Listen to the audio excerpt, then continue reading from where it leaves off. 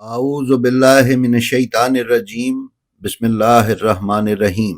नाज़रीन व सामीन अस्सलामु अलैकुम। उम्मीद है आप खैरियत से होंगे और हमारी वीडियो से इस्तिफ़ादा भी कर रहे होंगे।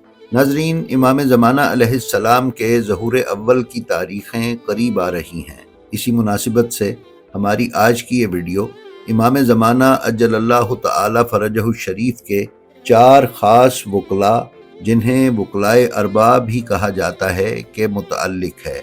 तो आइए चलते हैं अपनी आज की वीडियो पर।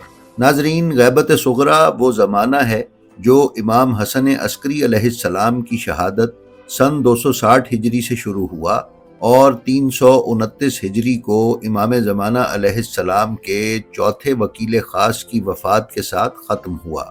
इसके बाद ग़ैबत कुबरा का आगाज़ हुआ, जो 329 हिजरी से लेकर आज तक चला आ रहा है और तब तक चलता रहेगा जब तक कि खुदा इमाम ज़माना अलैहिस्सलाम को इज़्न ज़हूर ना अता करे। ग़ैबत कुबरा और ग़ैबत सुग़रा में फ़र्क ये है कि ग़ैबत सुग़रा में इमाम ज़माना अलैहिस्सलाम की जानिब से अपने शियों के साथ राब्ते के लिए मुख्तलिफ़ अदवार में 4 अफराद को मुकर्रर किया गया, जो इमाम ज़माना अलैहिस्सलाम की तरफ से दुनिया के दीगर ममालिक और इलाक़ों में मुकर्रर किए गए वकला व सुफ़रा पर मुंतज़िम आला के फ़राइज़ अंजाम देते रहे। सबसे पहले वकील ख़ास की तकर्रुरी के बाद जब पहले वकील ख़ास की वफ़ात हुई तो फ़ौरी तौर पर दूसरे वकील ख़ास को उनकी जगह पर मुकर्रर किया गया और इसी तरह ये सिलसिला तकरीबन 69 साल यानी 69 ईयर्स तक जारी रहा और फिर चौथे वकील ख़ास की वफ़ात के साथ ही ग़ैबत कुबरा का ऐलान हो गया और वकला और सुफ़रा का इमाम ज़माना अलैहिस्सलाम के साथ बराह रास्त राब्ता ख़त्म हो गया। नाज़रीन, इमाम ज़माना अलैहिस्सलाम के पहले वकील ख़ास हज़रत अबू अम्र उस्मान बिन सईद उमरी थे। शेख तूसी कहते हैं कि उस्मान बिन सईद इमाम ज़माना अलैहिस्सलाम के अलावा इमाम हादी और इमाम हसन अस्करी अलैहिस्सलाम के वकील भी रह चुके थे। शेख तूसी मज़ीद लिखते हैं कि अहमद बिन इसहाक बिन साद कुम्मी ने इमाम हादी अलैहिस्सलाम की खिदमत में अर्ज़ किया कि मौला, मैं हर वक्त आपकी ज़ियारत से मुशर्रफ नहीं हो सकता, क्योंकि सफ़र भी ज़्यादा है और हुकूमत की तरफ से हालात भी ऐसे हैं, तो मैं शरई मसाइल पूछने के लिए किससे रुजू करूं?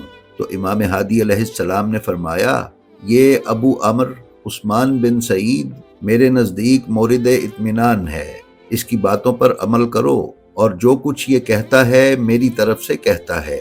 इसी तरह दूसरे वकील ख़ास हज़रत अबू जाफ़र मोहम्मद उस्मान बिन सईद थे।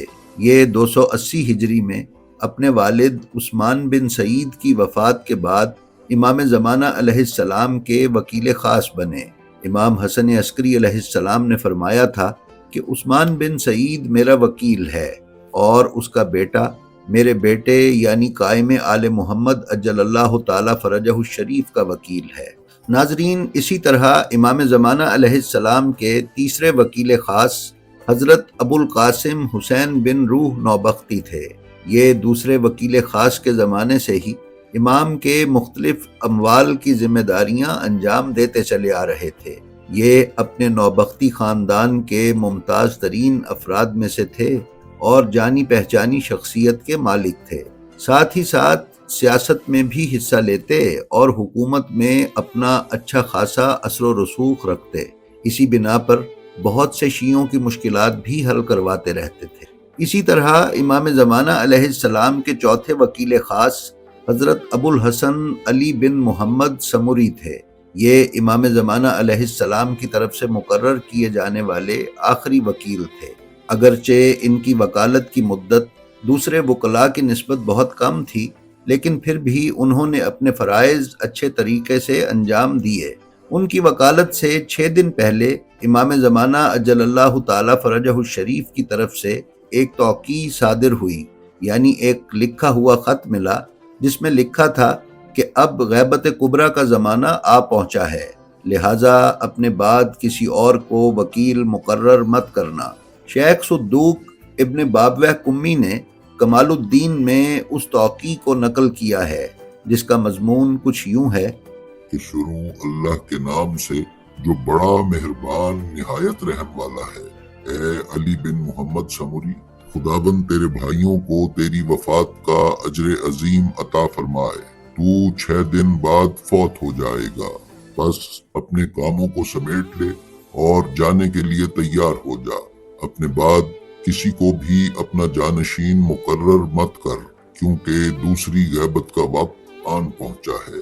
بس ظہور نہیں ہوگا مگر خداوند عز و جل کے اذن سے، اور ایسا زمانے کے طولانی ہونے اور دلوں کی سختیوں اور زمین کے ظلم و ستم سے پر ہونے کے بعد ہوگا۔ بہت جلد شیعوں میں سے بعض میری زیارت کا دعویٰ کریں گے۔ آگاہ رہنا، جو بھی سفیانی کے خروج اور ندائے آسمانی سے پہلے ایسا دعویٰ کرے وہ جھوٹا اور فریب کار ہے۔ کوئی قدرت اور طاقت نہیں سوائے خداوند بزرگ و برتر کے۔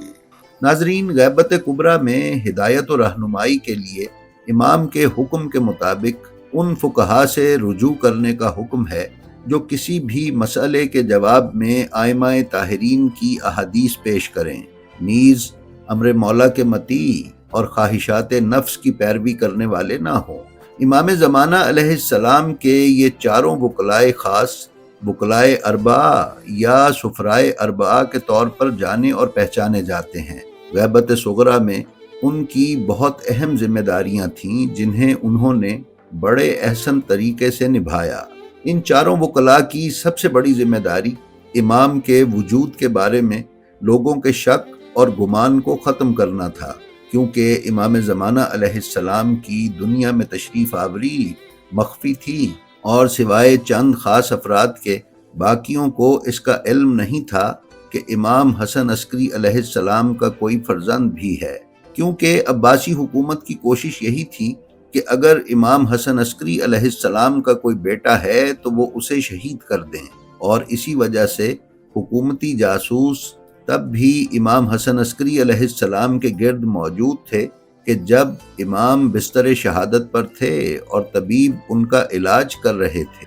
ناظرین، ان وکلائے اربعہ اور خصوصاً پہلے نائب کی ذمہ داری یہ تھی کہ وہ شیعوں کو آگاہ کریں کہ امام حسن عسکری علیہ السلام کا ایک فرزند ہے اور وہی شیعوں کا آخری امام ہے، اور کیونکہ عثمان بن سعید شیعوں کے نزدیک قابل اعتماد تھے، اسی لیے شیعہ بھی ان کی باتوں پر یقین رکھتے تھے، اگرچہ کچھ لوگوں نے ان سے معجزے اور کرامت بھی طلب کی، لیکن عثمان بن سعید کی محکم دلیلوں کے سامنے وہ یقین کرنے پر مجبور ہو گئے۔ حضرت عثمان بن سعید چونکہ پہلے وکیل خاص تھے، اس لیے جو کوئی بھی خمس یا زکوٰۃ امام کے لیے لے کر آتا تو اسے پتہ چلتا کہ امام زمانہ علیہ السلام کے وکیل خاص اب عثمان بن سعید ہیں۔ اگر وہ اپنا مال عثمان بن سعید کے حوالے کرنے سے مانع ہوتا تو اسے قائل کرنا پڑتا کہ 12ویں امام دنیا میں تشریف لا چکے اور موجود ہیں لیکن پردہ غیبت میں ہیں۔ لہٰذا ان چاروں وکلاء میں سے پہلے وکیل خاص کی ذمہ داری اس حوالے سے بھی زیادہ تھی کہ کسی بھی امام برحق کی غیبت سے شیعت آشنا نہ تھی، لہٰذا جناب عثمان بن سعید کو بہت محنت سے لوگوں کی ذہن سازی کا کام انجام دینا پڑا اور شیعوں کو امام زمانہ علیہ السلام کی غیبت کے دوران ان کی امامت پر قائم رکھنے اور قائل کرنے پر آمادہ کرنا پڑا۔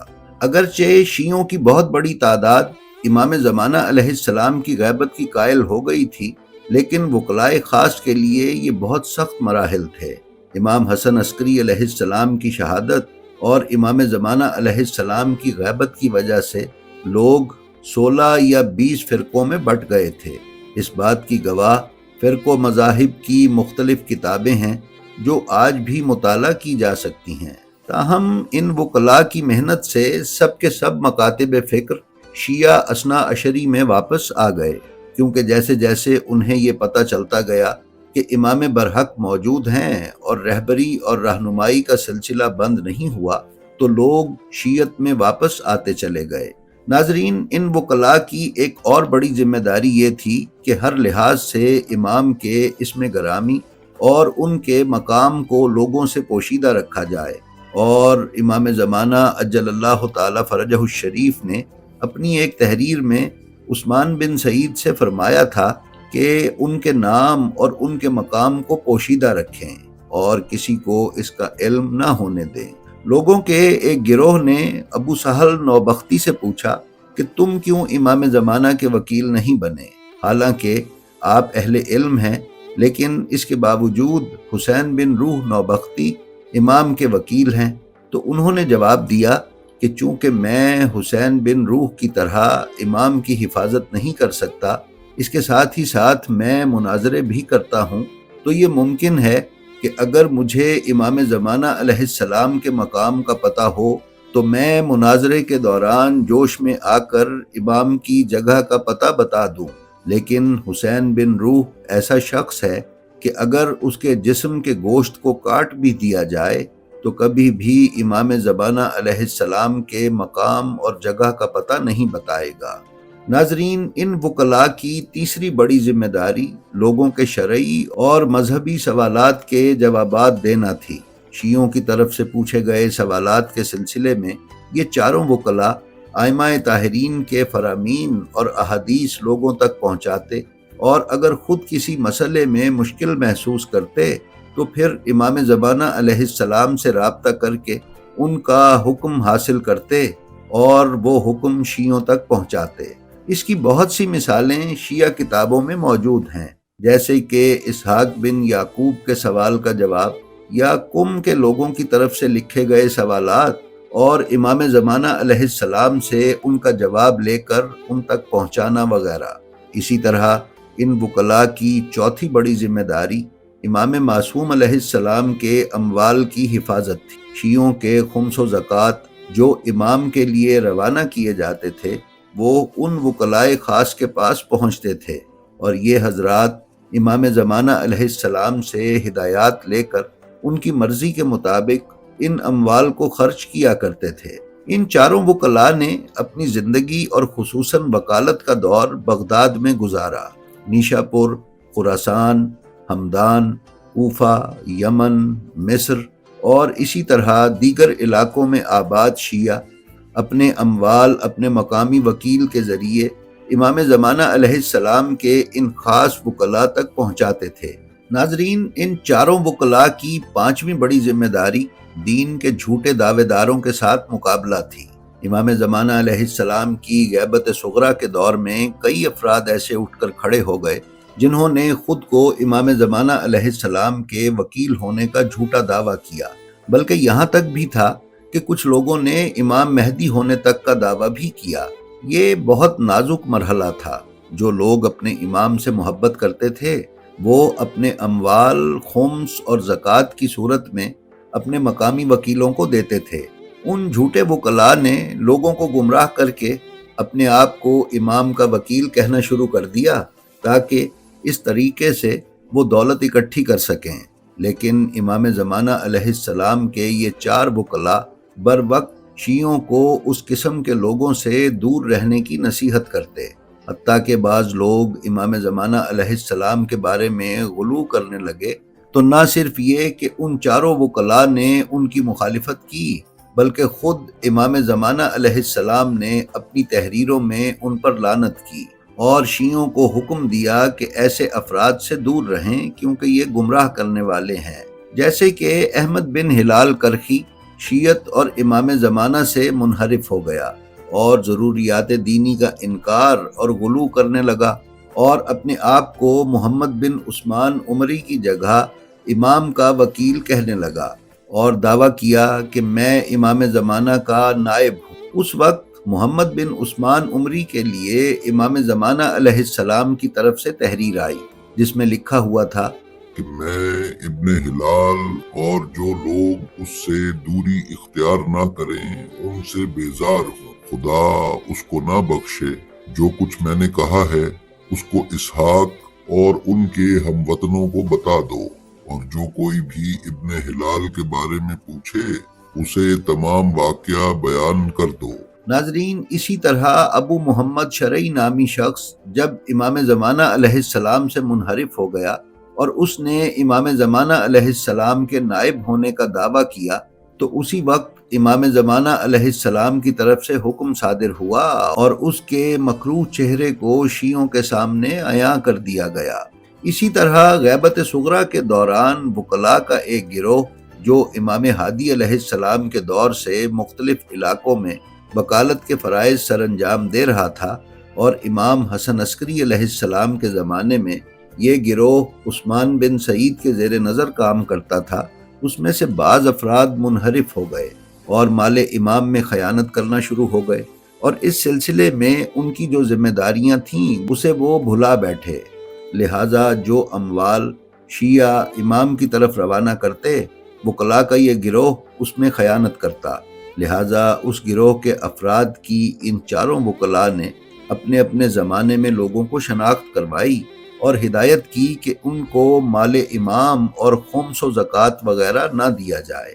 ناظرین، ان چاروں وکلاء کی چھٹی بڑی ذمہ داری وکالت اور سفارت کے نظام کو نہ صرف چلانا بلکہ قائم رکھنا بھی تھا۔ امام کی جانب سے متعدد علاقوں میں ایماندار اور اہل علم لوگوں کو وکیل اور سفیر مقرر کیا گیا تھا۔ امام کے چار خاص وکلاء اپنے اپنے دور میں سفارت اور وکالت کے اس ادارے اور نظام پر گہری نظر رکھتے اور ہر علاقے کے معاملات سے باخبر رہتے۔ کسی بھی مسئلے کی صورت میں فوری طور پر اس کا ازالہ اور اس مسئلے کو حل کرنے کے لیے تیار رہتے۔ ان چاروں وکلاء نے امام زمانہ علیہ السلام کی غیبت کے دور میں شیعوں کو امام زمانہ علیہ السلام کی ذات اقدس کے گرد مجتمع رہنے اور اپنے اعتقادات کو درست رکھنے اور ایمان پر ثابت قدم رہنے میں کلیدی کردار ادا کیا۔ ان وکلاء اور سفراء پر عباسی حکومت کی طرف سے مختلف زمانوں میں سختیاں اور ظلم بھی کیے جاتے رہے، لیکن انہوں نے نہایت ثابت قدمی سے ان مظالم اور سختیوں کو نہ صرف برداشت کیا بلکہ شیعت کو بھی ایک نقطے پر اکٹھا کیے رکھا۔ جی تو ناظرین، یہ تھی ہماری آج کی ویڈیو۔ ہمیں امید ہے یہ آپ کو پسند آئی ہوگی۔ اگر آپ ہمارے channels blend of history old اور بلینڈ آف ہسٹری آفیشیل پر نئے ہیں تو برائے مہربانی انہیں سبسکرائب کر لیں اور بیل آئیکن پر کلک کر کے آل نوٹیفیکیشنز کی سیٹنگ کا انتخاب کر لیں تاکہ آپ ان پر پیش کیے جانے والے کسی بھی ویڈیو سے محروم نہ رہ سکیں۔ اس کے ساتھ ہی ساتھ ہماری جو ویڈیو آپ کو پسند آئے اس کا لنک اپنے حلقہ احباب میں شیئر کر کے ہمارے حصے دار بنیں۔ آپ اپنا اور اپنے متعلقین کا بے حد خیال رکھیں اور خلق خدا میں آسانیاں تقسیم کرتے رہیں۔ خدا آپ کا حامی و ناصر ہو۔ السلام علیکم۔